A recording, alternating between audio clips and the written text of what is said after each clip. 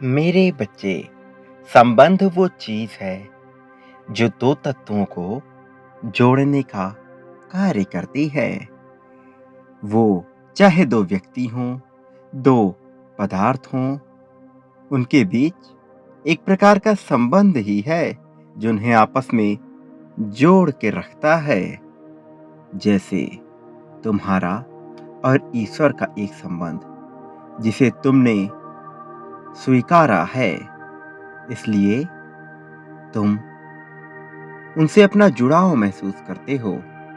विचार करो, यदि किसी तत्व का आपस में संबंध ही ना हो तो क्या यह सृष्टि संभव है? अणु और परमाणु आपस में संबंध रखते हैं, तभी तो वो ठोस, तरल और गैस के रूप में दृश्यमान होते हैं। ईश्वर कहते हैं, मेरे प्रिय, तुम्हारा ऑरा इस तरह से विस्तार कर रहा है कि तुम्हारा संबंध दिव्य फरिश्तों से स्थापित हो रहा है।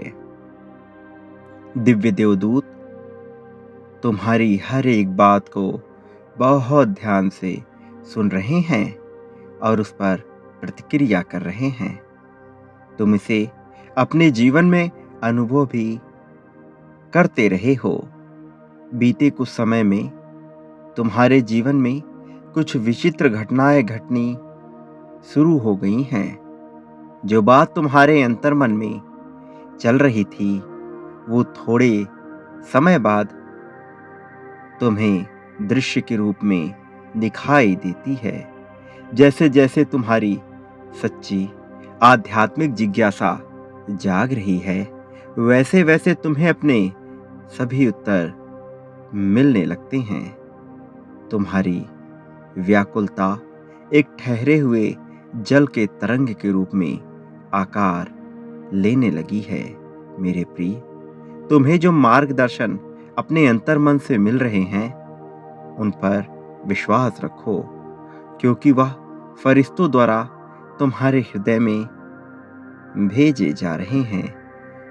वो तुम्हें अपना प्रेम भाव प्रदर्शित करना चाहते हैं, इसलिए वह तुम्हें हर प्रकार की मुसीबत में आश्वासन देते हैं कि तुम सही राह पर हो। संदेह मत करो। यदि दूर से मार्ग ढका हुआ या मुश्किलों से भरा हुआ दिखाई पड़ रहा है, तो इसका यह अर्थ नहीं कि वहीं पर वह मार्ग समाप्त हो जाता है। जब तक तुम उस मोड़ तक नहीं पहुंच जाते, ये कैसे जान पाओगे कि वहीं से सुनहरा मार्ग प्रारंभ हो रहा है। वास्तव में जहां सृष्टि के लोग खड़े हैं, वहां से दो विभिन्न मार्ग दिखाई पड़ते हैं। एक साफ सुथरा जो आगे तक फैला हुआ दिखाई पड़ता है, जिस पर निरंतर लोग चल रहे होते हैं। उस मार्ग पर सभी सुविधाएं उपलब्ध होती हैं और ऐसा लगने लगता है कि इस पर चलकर अंतिम लक्ष्य तक पहुंचा जा सकता है। वहीं दूसरी तरफ एक संकुचित मार्ग जो कटीली नुकीली झाड़ियों से भरा हुआ दिखाई पड़ता है। ऐसा लगता है कि कुछ दूर चलने पर वह मार्ग झाड़ियों में ही कहीं विलुप्त हो जाएगा। कोई भी उस मार्ग पर चलने को राजी नहीं होता।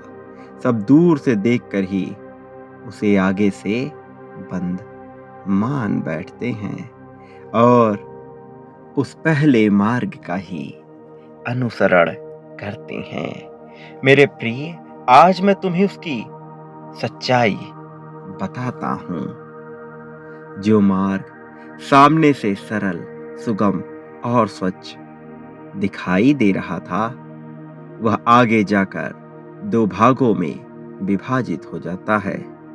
एक खाई की तरफ और दूसरा गहरे समुद्र की तरफ। अर्थात दोनों पर चलकर व्यक्ति को काल की गोद में ही सोना होता है। और जो मार्ग सामने से बंद कटीले वृक्षों वाला झाड़ियों से भरा हुआ दिखाई पड़ रहा था। वह उस बंद झाड़ी के आगे से सुंदर फूलों से सुसज्जित मार्ग था, जहां सूर्य की किरणें चमक रही थी। जो आगे दो भागों में विभाजित तो होता है, परंतु एक दिव्य नगर की ओर और दूसरा दिव्य लोक की ओर, अर्थात व्यक्ति किसी का भी अनुसरण करे वो रहेगा तो आनंद में ही। मेरे प्रिय, तुम दूसरे मार्ग की ओर देख रहे हो, लेकिन तुम अपने मन में संदेह कर रहे हो कि सभी तुम्हारे विपरीत अन्य मार्ग पर जा रहे हैं, तो मैं अलग कैसे चल सकता हूँ। मानव की यही सबसे बड़ी भूल है। वो दूसरों से अलग करना तो चाहता है, लेकिन अलग मार्ग पर चलने को तैयार नहीं होता है। सफलता के शिखर को छूना तो चाहता है, लेकिन स्वयं ही जोखिम लेना चाहता नहीं है। तुम जिस मार्ग की ओर देख रहे हो, उसकी ओर देखना भी बिल्कुल ही दुर्लभ बात है। कोई उस मार्ग का चयन ही नहीं करता। यदि कोई थोड़े समय के लिए उसके विषय में सोचता भी है, तो वापस लौट आता है।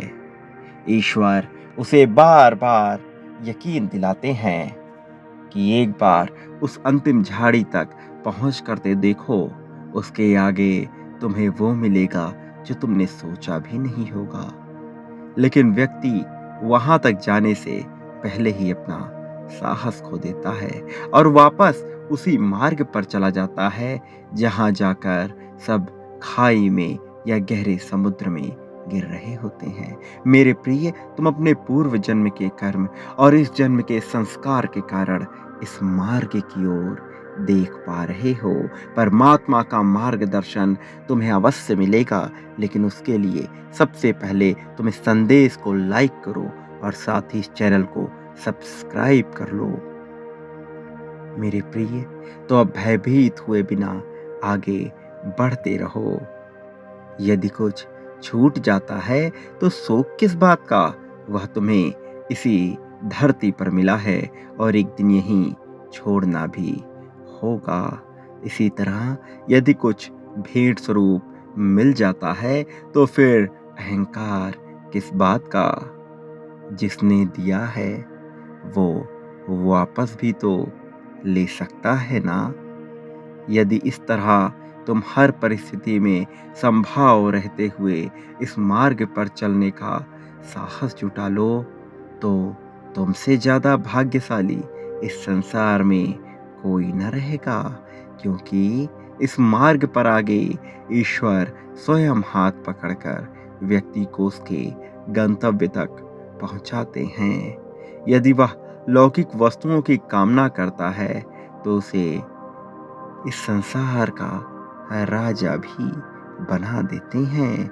यदि वह ईश्वर का प्रेम चाहता है तो उसे दिव्य लोक का वैभव प्रदान किया जाता है, अर्थात ईश्वर के साथ रहने का उसे सौभाग्य प्राप्त होता है, सदा सर्वदा के लिए, हमेशा हमेशा के लिए।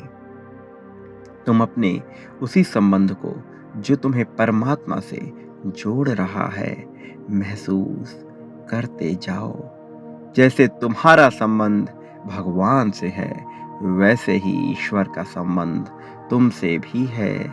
तुम चाहकर भी इस संबंध को तोड़ नहीं सकते हो, तो फिर इसे और अधिक मजबूत करने का प्रयास क्यों ना करो।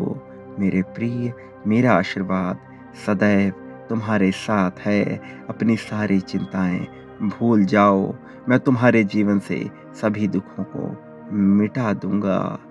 सदा सुखी रहो, तुम्हारा कल्याण होकर रहेगा।